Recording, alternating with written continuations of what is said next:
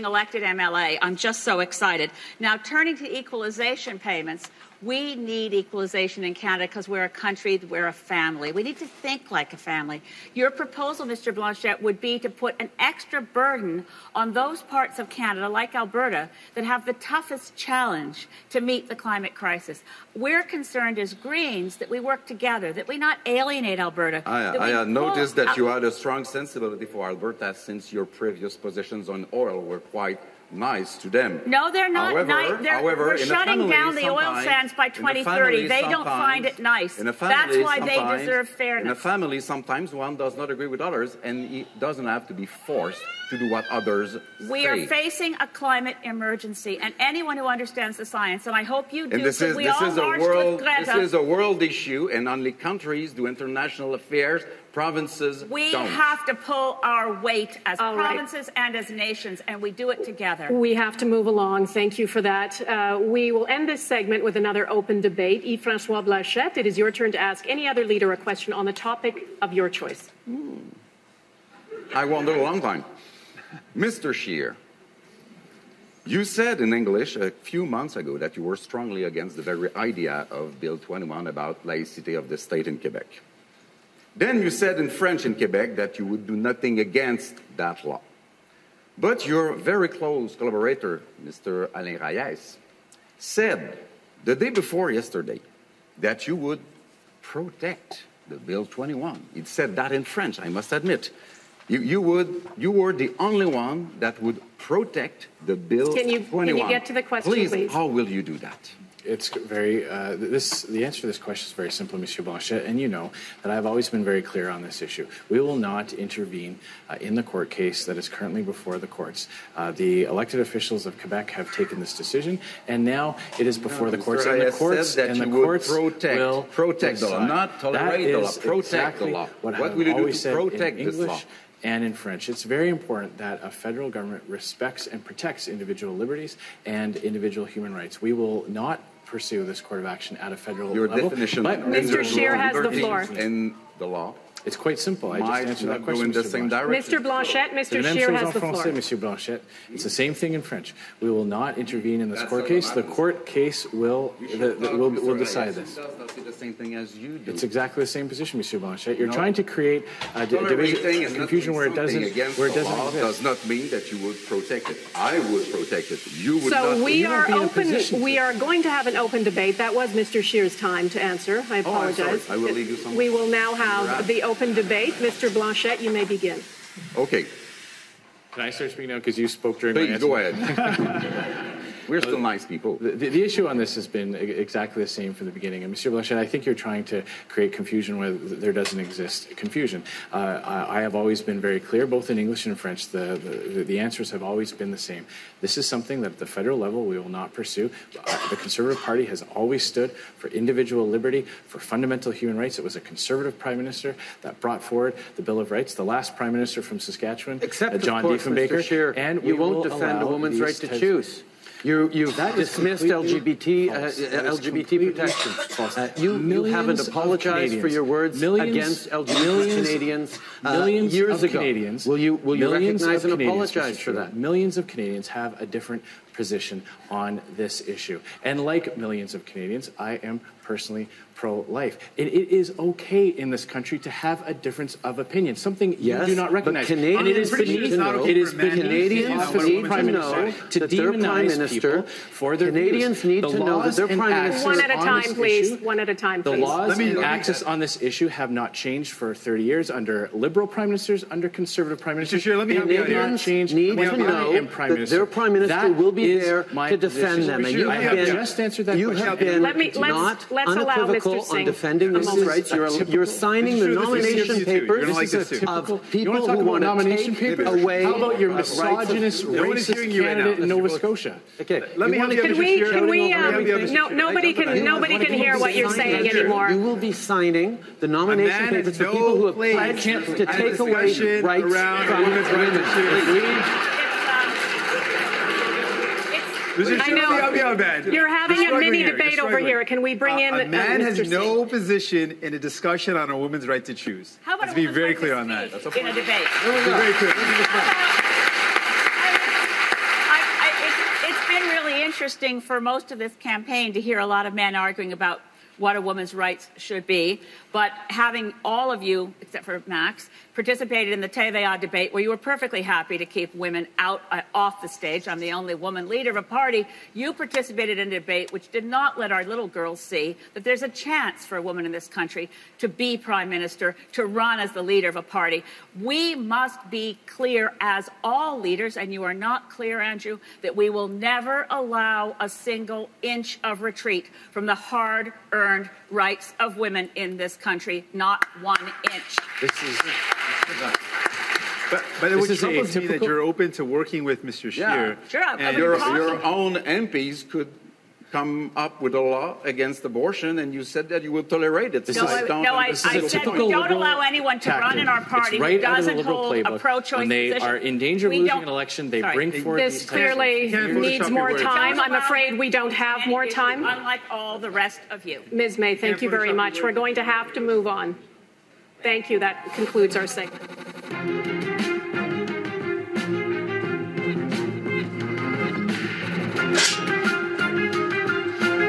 Well, you heard it from the Hi, everyone. I'm debate Rosemary itself. CBC They News. devalue women. We talked about it a little bit, but now we will for real. And children. Environment and energy.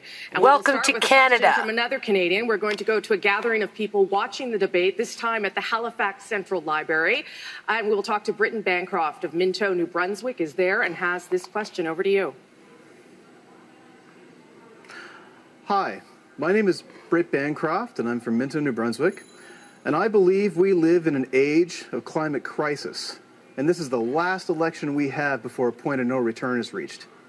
Furthermore, I believe that for many large corporations that pollute, the current system of fines and penalties associated with that polluting is just the cost of doing business. What concrete plans does each leader have to address big business polluting? Thank you, Britt. And the first answer goes to That Mr. is Blanchet. very interesting. What is considered as the most progressive system to fight climate change so far is this agreement between California and Quebec, this trade exchange system that forces businesses to lower their emission through time. And it works very well. And I had the privilege of completing the negotiation of such a system and signing it. And it should be used elsewhere. Simple taxes that return into the pockets of people without any change and incentive are not the solution. Doing nothing, hoping that, some spirit will come and solve the problem is no solution either. That's it, Mr. Blanchet. Mr. Trudeau, over to you. As Mr. Blanchet said, Quebec and other provinces like BC have moved forward with putting a price on pollution. We've ensured that that price is put in right across the country because it is a mechanism that will both lower emissions and ensure that Canadians can afford this transition. The choice tonight is very clear between two parties that have very different views on climate change. Mr. Scheer wants to rip up the only serious plan on climate change Canada has ever had the day after the election, and we will continue to do more. We recognize we need to I don't even know why I'm recording this. That's why we're going to be surpassing our targets. That's why we're going to get to net zero. It doesn't solve my problems. Mr. Bernier. And the fact that the public Party, union sector is participating in illegal organ harvesting. First of all, we want to do things that are possible. Right? Could you imagine these guys talking about this stuff?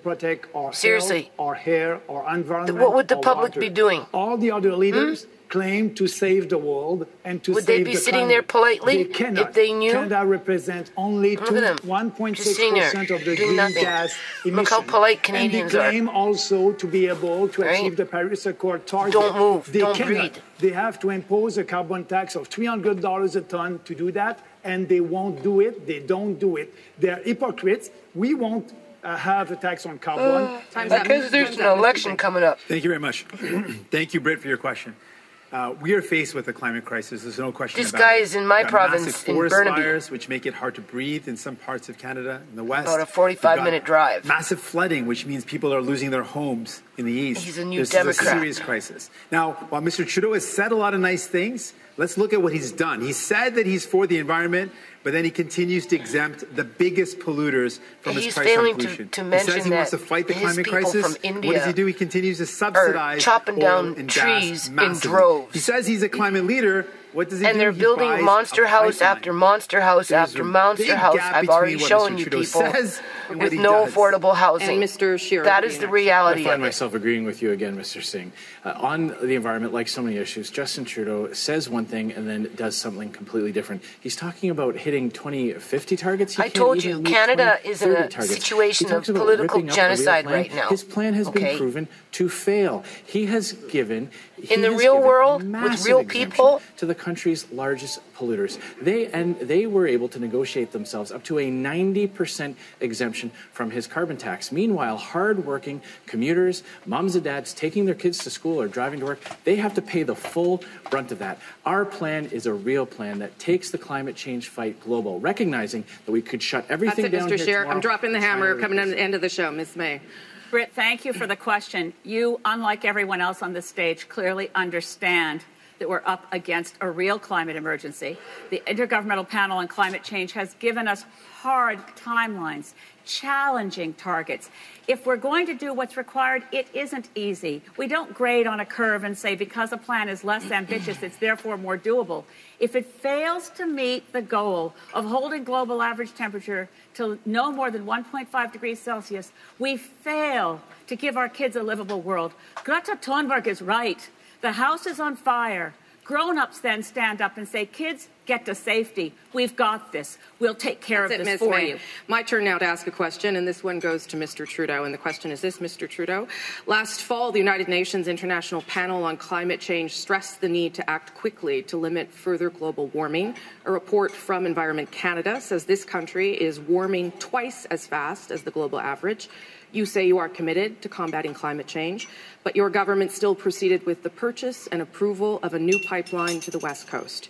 Given the timeline and given what is at stake, should Canada not be moving more quickly away from further development of the oil and gas sector? And to that end, should the Trans Mountain expansion be Canada's last pipeline?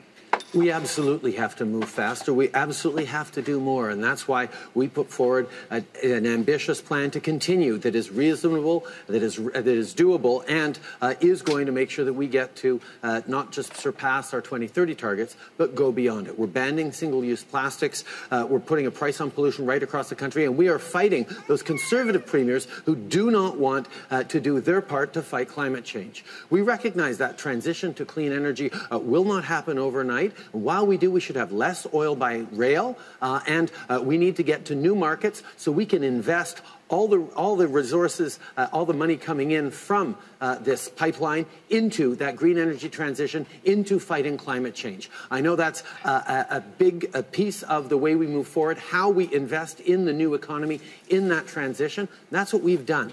The choice tonight is, do we pick a government that doesn't believe in climate change? They're not going to take away the LNG. Or do we continue on the track? Because if they were, they would have done it I noticed you didn't answer the last There's part like 5,000 Chinese working up in Kitimat right now on that.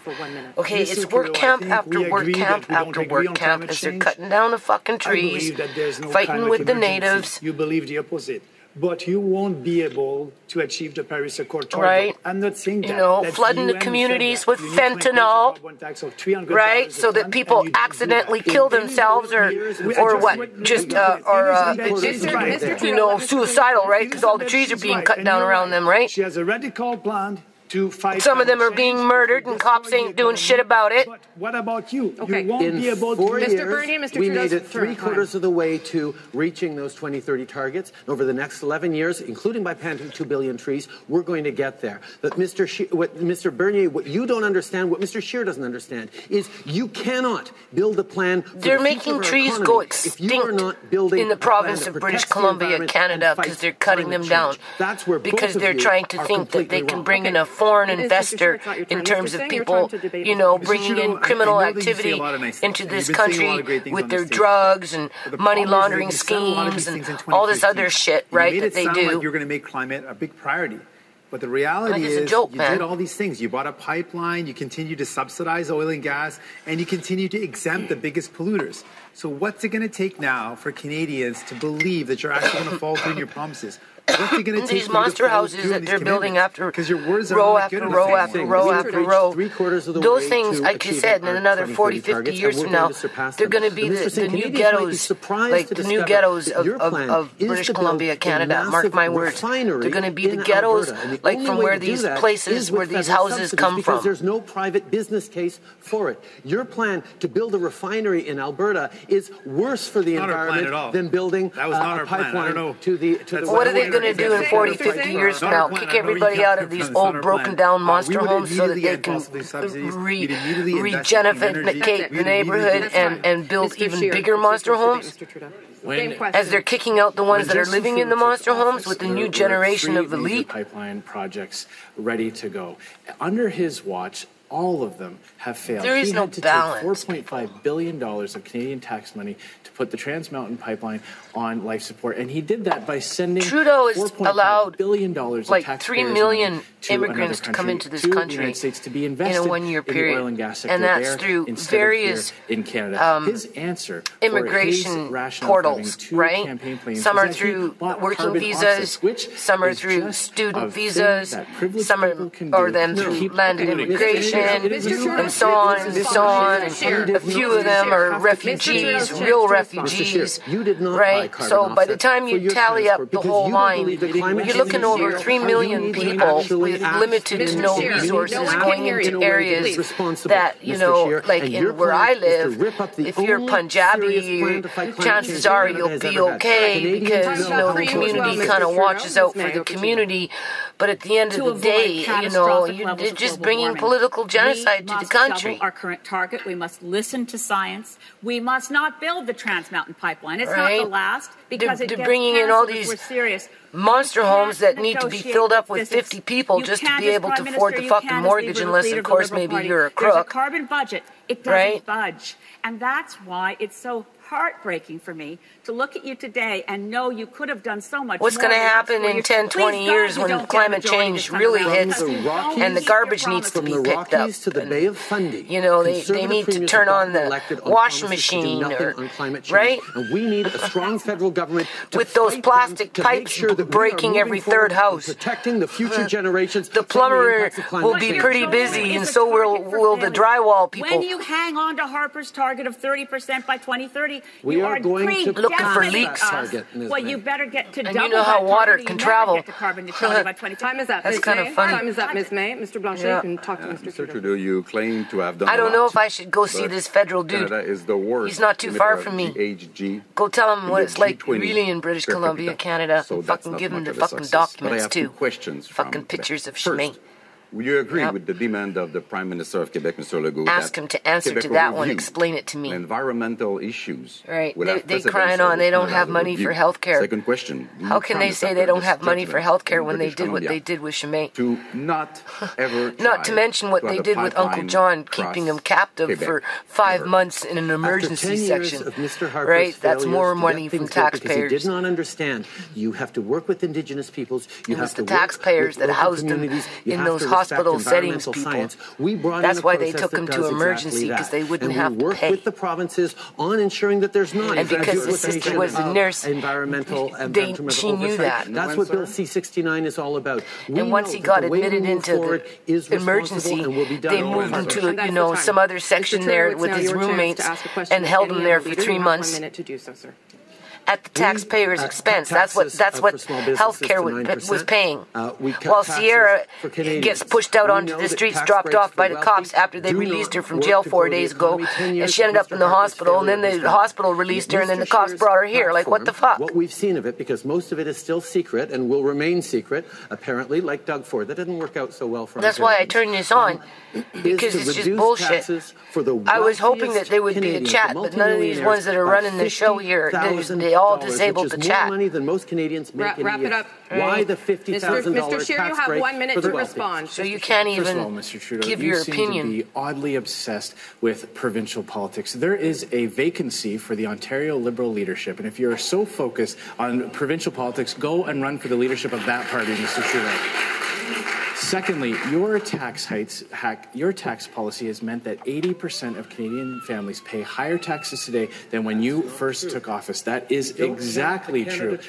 That was a conservative principle that Liberals fought against, that you fought against. He touts this 300,000 low-income families got lifted out of so-called poverty, right? Even though there's something like 38, 39 million people in Canada as a whole, and you take a mere fraction of 300,000. I mean, that's a fraction of a fraction of a fraction past the decimal point. Okay. All Canadians with a universal tax cut. We're going to bring back the children's sports and fitness tax cut. That's it, Mr. Scheer. We've got 3 minutes on this open debate. Starting with me. Yes, that's right, sir. Okay. Off you go. Mr. Scheer, you did not answer the question on why you were lowering taxes by $50,000 for multimillionaires in this country. Maybe you'll answer it tomorrow in the press conference, but you haven't answered it tonight. That is just not true. You haven't answered should I upload this, your people? entire time as Prime Minister. I've sat across you. You never answer a question. I answered more questions in how long is this being recorded? Mr. Trudeau, let Mr. Scheer finish, please. Mr. Trudeau. I am rolling back your tax hikes 20 minutes. on entrepreneurs, on I've only been talking on this one. Maybe I should. These are the people in our community because these people are like in complete denial.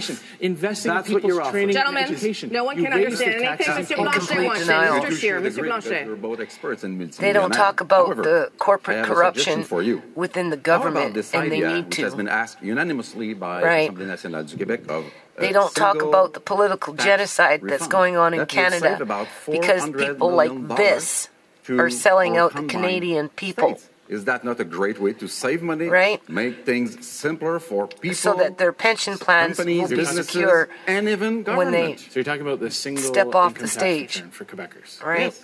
I am the only federal party leader that can deliver on that, Monsieur Blanchet. That is something that I'm in a position where you need me to do that. I am committed to simplifying the lives of Quebecers by ensuring that they only have to fill out one single income. I want to clarify something with Mr. Scheer. Mr. Singh, yes, go ahead. Mr. Scheer, you talk a lot about tax cuts, but this is the reality. The thing is that Canadians can look across this country and see what the impacts of a conservative tax cut means. Translation, cuts to education, cuts to healthcare, vicious cuts to the most vulnerable people in society.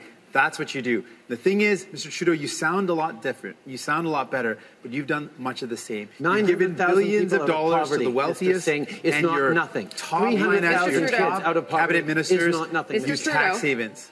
Mr. Scheer, you can respond, then Mr. Bernier. So under Trudeau's policy, Canadians are working harder and harder, but they're barely getting by or falling behind. Our policy will leave more money in their pockets, and we're going to do that, Mr. Singh, by protecting services like healthcare and education. We're going to get the money to pay for it by cutting corporate welfare and reducing Canada's foreign aid budget by 25%. That is going to pay. Go after the foreign aid, but bring in the immigrants. How does that work, people?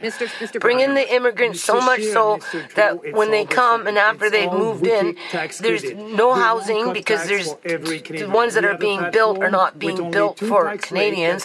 They're being built for a specific lifestyle with a specific ethnic race, basically, whether it's Chinese, whether it's people from India or places like that, right? Outside of that, nothing else is being built. Old folks' homes, so that 10% of them can, have their assets illegally obtained through the healthcare system. Well, these guys completely just, do not acknowledge any of that. Voting for like they don't talk about the corruption that actually is some of the root causes to all of our problems. Well, I'm going to prove you wrong on that, Ms. May. You just watch on October 21st. I'll lay you bets right now. Mr. Bernier said something that is completely untrue. Under Justin Trudeau, we will see endless deficits, meaning more and more of Canadian tax dollars goes to pay the interest on that debt. This is on for 23 minutes. Time is up. And it's Maxime Bernier's chance to lead this part of the debate. You can ask one question to any other leader. 30 seconds, please. Yes. Andrew, you are calling yourself a conservative, but you don't want to balance the budget in 2 years. You will have $70 billion on our debt. You support the people will pick Trudeau because he fits the stereotype of what a premier is supposed to look like in this country. Why are you pretending to be something that you are not? If you want to talk about one of these French dudes might get in. I'm not sure which Maxime Bernier I'm debating. They both speak French. One has a heavier accent than the other. Was it the Maxime Bernier who was minister responsible for handing out corporate welfare? Was it the Maxime Bernier who defended supply management when it suited him? The fact of the matter is, it's my time to respond to that question. The fact of the matter is there's a clear contrast in this election.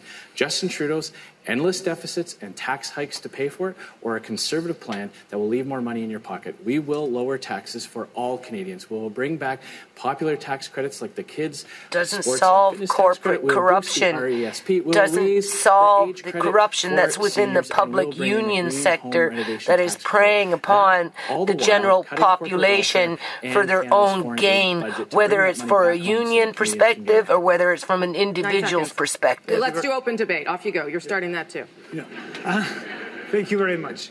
I'm the Maxime Bernier who's there for Canadians, and I'm the Maxime Bernier who does not care about having real debates on real issues that are important for Canadians. You don't want to have debates on immigration. You don't want to have debates to help every Canadian and abolishing that cartel in supply management. You don't want to be able to cut foreign aid. You don't want to cut foreign aid. Let's let Mr. Scheer respond, please. They're out of touch. Mr. Scheer, then Mr. Singh. Mr. Scheer.